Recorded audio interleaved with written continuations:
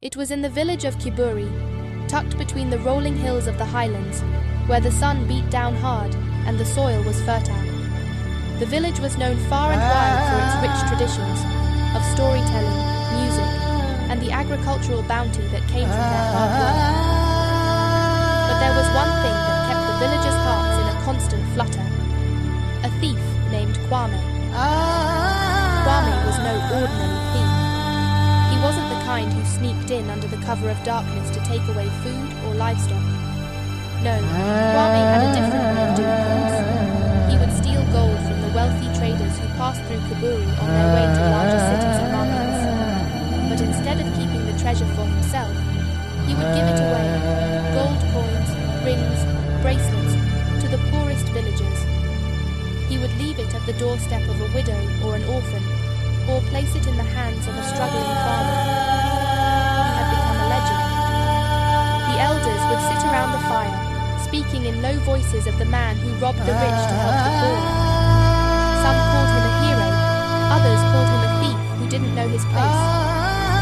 But all agreed that he was a figure to be reckoned with. I remember the day the village began to question whether Kwame's actions were truly helping. It started with Abidemi, a bright-eyed boy with dreams of being more than just another villager. Abidemi was the son of Olufemi, the chief farmer, who had struggled for many years to feed his family. The constant droughts had made it harder and harder for them to make ends meet, and Abidemi often found himself wishing he could change things for his family. He had heard the stories of Kwame's generosity and began to admire him, thinking that one day he too could rise above the circumstances. "I'm not sure this is a good thing, Abidemi," Olufemi said one evening as they sat under the stars. "The gold may seem like a blessing, but it's making people forget their work. They're relying too much on it, and the true value of hard labor is being lost." Abidemi, still young and eager for change, shook his head. "But father, Kwame is helping the village. Look how much good he has done for the people. Just last week, Auntie Amina was able to fix her roof after years of it leaking, thanks to the gold Kwame left for her." Olufemi sighed, his gaze steady.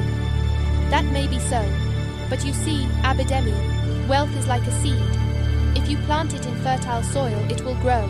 But if you throw it in a field that is not tended to, it will rot and wither. If the villagers rely on the gold instead of their own work, we will be no better than beggars." Abidemi was torn, but the more he thought about it, the more he began to see his father's point. The village was changing, and not all for the better. People were not growing their crops as they should, waiting instead for Kwame's gold to appear. Farmers were leaving their fields unattended, relying on the occasional burst of riches to sustain them. Slowly, the gold was turning from a blessing into a curse. Determined to learn more, Abidemi decided to seek out Kwame and understand why he was doing this. He had to see for himself. After days of searching, he finally found him. Kwame was sitting by the river, his back to the flowing water, counting his spoils. "Kwame!" Abidemi called out, his voice both curious and firm. "Why are you stealing from the merchants and giving to the poor?" Kwame turned to face him, his smile wide and mischievous. "Ah, young Abidemi, you want to know the secret? It's simple. I take what is not needed, what is hoarded by the greedy, and give it to those who are hungry for a chance. The poor are always forgotten, left behind by the rich. The gold is just a symbol. What matters is the change it brings." Abidemi sat beside him, looking out at the river. "But Kwame, the gold, it's not solving the problem. People are forgetting how to work for what they need. They're waiting for you to provide for them." Kwame looked at him for a long moment, as if considering the weight of his words. Finally, he sighed. "I never wanted this to happen, Abidemi. When I started, I thought I was helping, but I see now that I've only created dependence.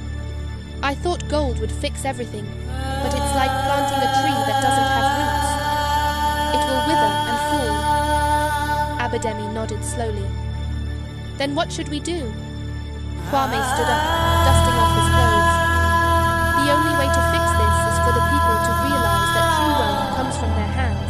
hard work and their unity. The gold I gave them was never the answer. The answer is within them. Abidemi returned to the village that evening, his heart heavy with the truth he had learned. He shared his experience with his father, and together they began to speak to the villagers.